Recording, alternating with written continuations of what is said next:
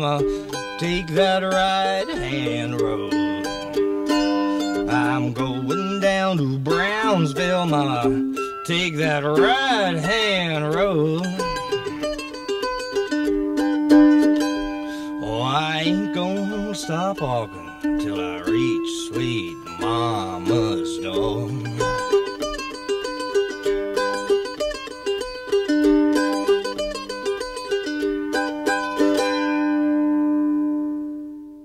Another really fascinating thing, and when I heard this on the album, it just really brought a big smile to my face. I'm a big Ry Cooder fan, and I love when he plays the mandolin on blues. I mean, and also I have a couple of Yank Rachel albums, who was known for that back in the day.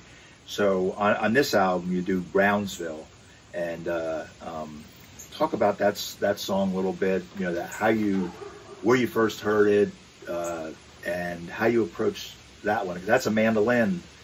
I don't recall whether it's totally mandolin. There's other guitar behind it. It's just voice and mandolin. It's a great way to change it up a little bit. Well, and that's what I kind of wanted to kind of throw a left curve, a curveball into the mix. So the album at the time kind of, I didn't follow anybody's advice. There was kind of a pretty standard way to make an album, and that's, you know, put your hit at the first one, you know. And then I remember having albums that, you know, literally when they were on vinyl, I would never even touch the second side after the first listening.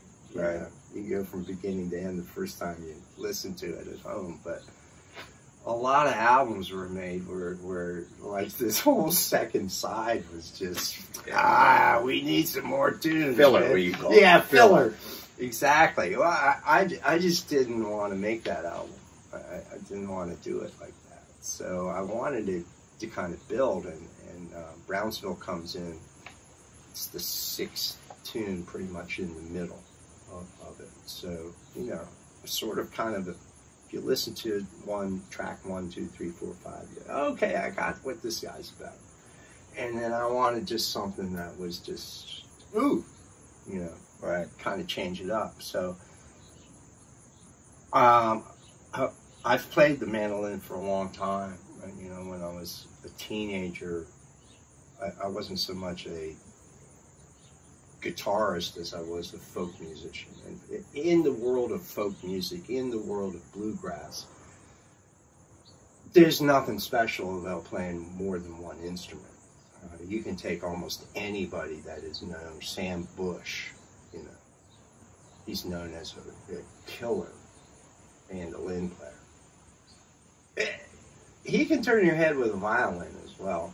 And, you know, as a teenager, he was regarded as kind of a prodigy flat picker on the guitar. Mm-hmm. And that's just the way it happens. You're not really kind of married to one instrument. Mm-hmm. You're kind of curious about all these other instruments that are associated with the genre. And I picked up the mandolin pretty early. I heard Brownsville the first time on a Ry Cooder album. And then I had the opportunity to hear Ry Cooder as an opening act for Arlo Guthrie. Arlo Guthrie was a big deal. He had a hit, Alice's Restaurant. They played at a kind of college not too far from here. And I went up and listened to him, and Ry was the opening act. He played Brownsville. I was familiar with the tune from his recording. And he played it in a kind of in-your-face kind of way. I remember the drummer had a bass drum, tubas, or I think it was on it. Oh, wow. Like that. It was kind of a great period to see him. Yeah, it was an in-your-face, loud, big ensemble kind of way to approach that tune. And I just wanted mandolin and voice, and that's the way I did it. It's a great one. For me, it was it's one of the highlights. There's lots of great songs on here, but that was as soon as I heard that, I said, "This is so cool." It's so cool.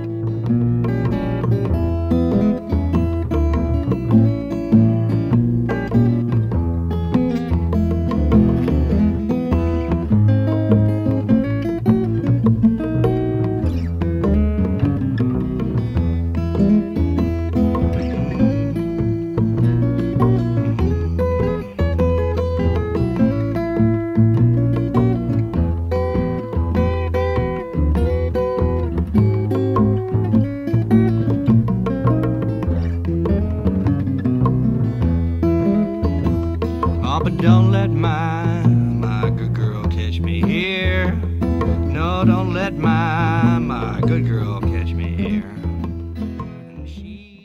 Well, one of the really, as we're talking here, it's starting to really hit me is that, you know, we came out of the 80s, which was a lot of electronic stuff, you know, drum machines, you know, the keyboards, you know, first they sounded really cheap. You know, it was so far away from this album coming out of the 80s. I mean, it was jump, you know, you dance like this, you know, you're jumping up and down like on a pogo stick.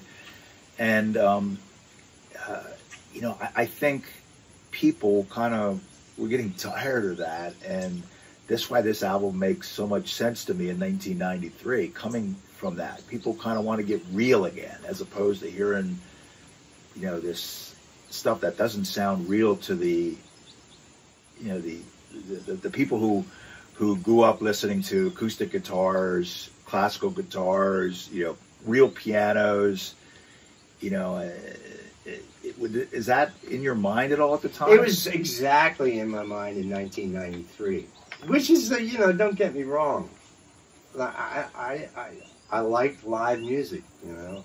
I spent a lot of time in local clubs, you know. But I think, I don't know why, but at a quite early age, even though I admired a lot of what my compatriots were doing, it just, it never made sense. I mean, you know, when I was 15, I had a lot of friends that were playing guitar, and they were kind of chasing 11 on their amps, you know, trying to out-Jimmy. Right. And I just didn't, how do you out-Jimmy? I mean, you know, Jimmy is Jimmy.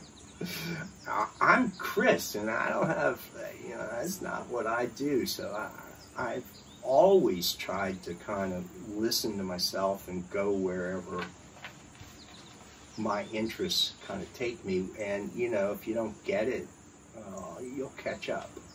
In 1993, I mean, yeah, not too many people understood it. Like I said, money, baby, diamonds too. There ain't nothing